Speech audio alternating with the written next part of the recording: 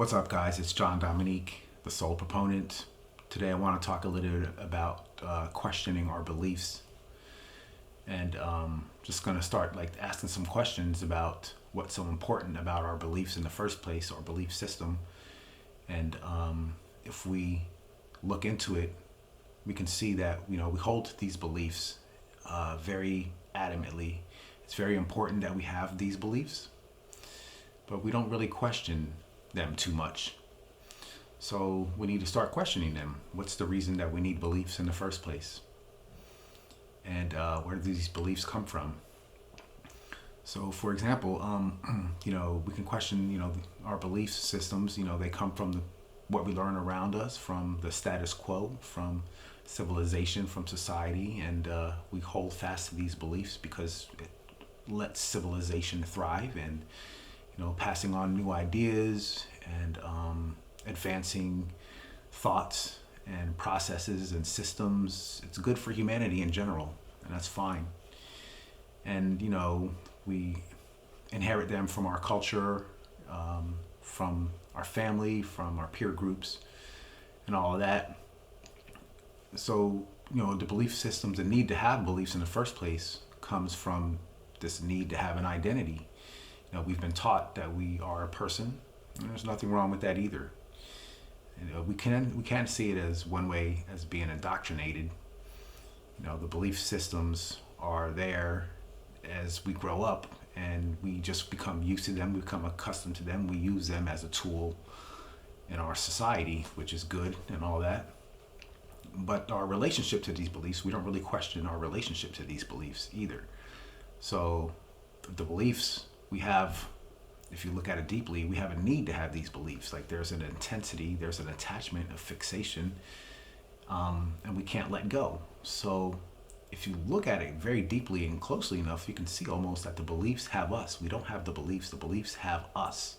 So it's like the other way around, and we're attached to them. We can't do without them. Without these belief systems, it's like there's nothing. There's no point to living. Our identity is gone. We feel worthless. There's nothingness. We feel abandoned, and life feels like a chore. So just to look at that deeply is a scary endeavor, a proposition that most people would rather avoid. And what happens is the belief system actually reinforces the need to avoid looking deeper into why we have these beliefs, and where once we let go of these beliefs, what that leads to, the emptiness, the nothingness. So, these are areas of exploration that most people don't consider, because it's more important to hang on to the beliefs and to reinforce them, to prop up their sense of identity and who they are as a person. And we're very stuck on the need to attach and fixate ourselves, to concretize ourselves, to make ourselves real. We have a set of ideas in our heads, and these ideas, they keep going on their own. Like there's an energy of their own that drives them. So questioning our beliefs is a matter of looking deeply at our relationship to these beliefs, and why these beliefs have such a hold on us. They dominate us, they control us, they govern our behavior, basically. Most people are kind of proud. They don't want to admit that. It's too difficult to look the other way, to turn our backs to see the deeper truth of it all. And that's normal.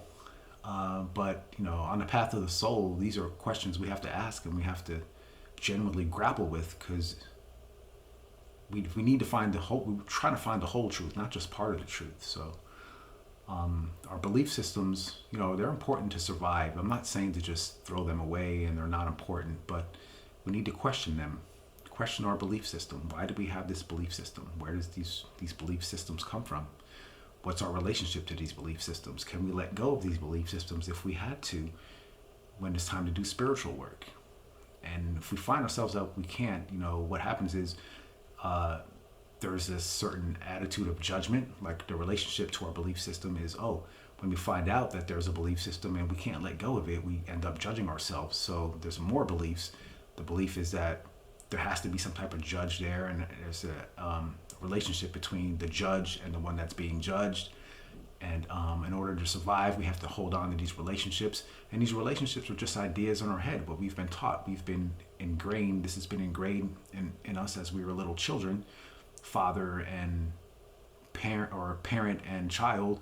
And we carry that relationship with us everywhere we go. And we treat reality as having, this dual relationship. So we're always apart from reality. We think we have an objective, we have an objective position against reality.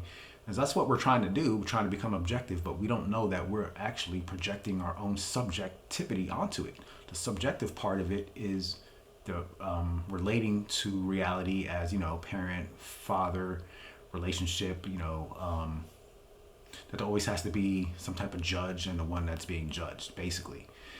And on an unconscious level, that's just one example of the kind of subjectivity we bring and the attitude we have towards that subjectivity, towards that parent-child relationship, towards that judge and the one who's being judged, towards all of the duality. The relationship we have to that is also coloring all of our beliefs as well. So it reinforces the pattern, and the beliefs stay in place, and it just gets worse and worse. Now, once we see that we have these beliefs, a lot of people will try to do something about it. They're like, well, what am I supposed to do? And that's the tricky part. There's the beliefs again, that we believe we have to do something, because basically if we don't do anything, we feel worthless, and there's nothingness, there's emptiness. So we have to challenge that belief too. Where did that belief come from? And we need to see again, ultimately, that it's just a belief. It's just a thought. The thoughts are not real most of the times, and we want to try to make them real, because without the reality of what we think is real in our heads, it just seems like there's no life to live, and it makes our lives cumbersome and makes things worse. That's what we think. But what we just really need to do is just allow what's there to be there. If there's emptiness and there's nothingness, we can allow that. We don't have to judge it. We don't have to do anything with it. And this brings like a sense of calm, a sense of peace, a sense of rest. Like we don't have to do anything about our beliefs. We see them. We don't judge ourselves for them. I mean, if we're judging ourselves, we can allow the judging to be there without judging the judgment, because that's what ends up happening. It becomes a loop, and it becomes like a cycle. We end up judging the judgment. We judge the judgment that's judging the original judgment, and it becomes a problem. So, these beliefs are run deep in our souls, and they're embedded and ingrained in us as we're little children, as we grow up. And that's why it's so difficult to release these beliefs and these systems that we've depended on all our lives. So we can go backwards and see our relationship and see, question our beliefs, and that helps to bring some type of more of an objective stance, because once we settle down and once the beliefs and the thought systems and all the all the cycles in our head start to settle, we can see what's there and just allow it to be there without judging it, without doing anything, and just be still with it. And that's a scary proposition. The mind won't like it. The mind is always wanting to think. That's its job. And it's trying to hang on to these thoughts, because that's what gives it sense of identity. And without an identity, there's nothing left for this of who we think we are, this personality, the way we've been accustomed to ourselves and how we relate to ourselves. So, we need to question our beliefs and see that they're just beliefs, they're thoughts. Beliefs are just a string of thoughts, a collection of ideas. Human rights, for example, there's in the same vein, they're just thoughts. I'm not saying these are bad and it's that we need to go away, we need to do away with them. I'm just saying we need to see through them and understand them. And we need to question them continuously until we get to the point to see that they don't constitute us. They're a small part of us. Because people want to make that all they are, because there's a level of pride to it, basically. When we see our beliefs, we are proud of our beliefs, and then we're proud of being proud of our beliefs as well. And it's more of a cycle. So we need to see that as well, and we need to question it. Why is there a cycle? Why do I perpetuate this cycle? What is this cycle? Where is it leading me to? What's the alternative? The alternative is to just allow the beliefs to be there, allow the cycle to be there, to see it, to become conscious of it, and not live our lives in an unconscious way. Because that's what ends up happening with these belief systems. People don't want you to question them. They don't want you to think about, they don't want you to, because it's a threat to everyone else when you question your own beliefs, and then they question their beliefs because you're doing it, and it disrupts the system. So I'm not sure everybody can do it, but those who really want the entire truth will go towards this path, and it ends up kind of in nothingness and emptiness. And that nothingness and emptiness, we need to question our beliefs about the emptiness and the nothingness. We think it's worthlessness. We think it's the end of the story. You know, we have all these attitudes, positions about reality and what's there, and the emptiness, and our judgments and our beliefs. And we need to see that because it's very unconscious. Most people don't question any of this. But we need to question our beliefs, especially the questioning, the belief in our identity, and see that this identity is a small part of us. The rest of us is a lot of emptiness. That's what it goes through to see the entire truth. And that emptiness becomes daunting after a while, and people just give up on that path because they're trying to get something out of it. And we have to question why we're trying to get something out of it. And the same thing with the beliefs. We try to get something out of our beliefs. What do we get from our beliefs? We get the idea of being a person who's right. And that's another attitude that we take towards our beliefs. Our beliefs have to be right. And we need to question that too. Why do my beliefs need to be right? Because if my beliefs aren't right, you can answer that question for yourself. That's a line of inquiry that we need to go down and answer it for ourselves very deeply, not just once or twice as we sit down. I'm saying, make that a lifestyle all the time. Question that over and over, because as we live our lives, we can see more examples, and we can apply those examples, these questions, to all the examples in our lives all the time. It becomes a lifestyle. So there's a depth to it, and most people don't want the depth. They just want the surface because that's what's easy, that's what's convenient. But spiritual awakening and finding the entire truth is not always convenient at all. We have to look at the other side of it.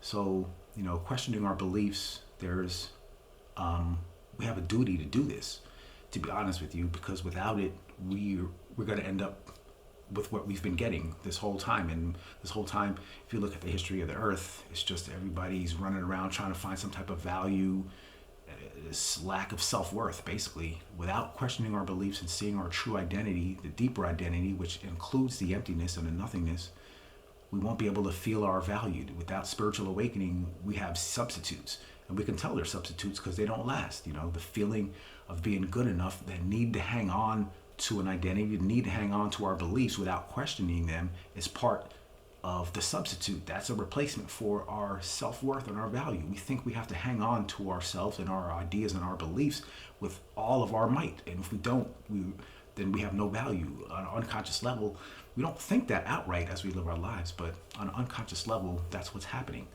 So these are just some examples, that we need to question, that we need to look at, questioning our belief system and why we have a belief system in the first place, why we have the need for them, what's our attitude towards them. These are big existential areas that we tend to neglect because there's always something more important. What's more important is the need to hang on to our beliefs, to reinforce our beliefs, to make a system, to prop ourselves up, to have this sense of security, to have a foundation that doesn't change. Because once we let go of this idea of who we are, we don't know what's left, and everything's going to be gone. Everything's going to change and flip it upside down, and we can't. The identity is trying to prevent that. And that sense, and you can feel that in yourself. You can feel like there's a hanging on, there's a tension, there's a squeezing, and it's very intense. But you have to find out for yourself. So questioning our beliefs is a very deep area that we need to look into on the path to spiritual awakening. It's very important. I'm just here to share some information, and if you have any comments, questions, or suggestions, let me know. Like my video, subscribe to my channel, and all that good stuff. John Dominique, the Soul Proponent.